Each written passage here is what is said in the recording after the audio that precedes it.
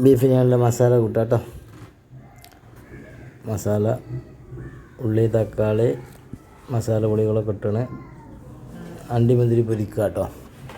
അണ്ടിമുന്തിരി പൊരിച്ചെടുക്കുക. അപ്പം channel subscribe ചെയ്യാത്തവർ subscribe ചെയ്യുക. മസാല അടിച്ച് വെച്ചിട്ടോ.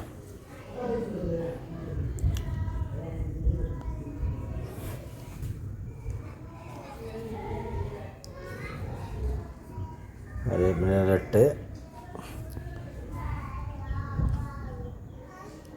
റെഡി. ഒരു ചെമ്പ് ദമ്മാണ് കേട്ടോ. രണ്ടാമത്തെ ചെമ്പ്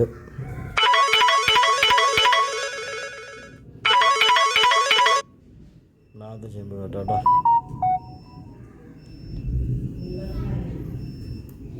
റെഡി. രണ്ടാമത്തെ ചെമ്പും ദമ്മായി.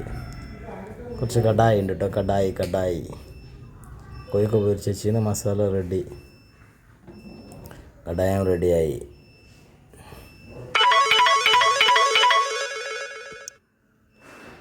കടായും റെഡിയായി.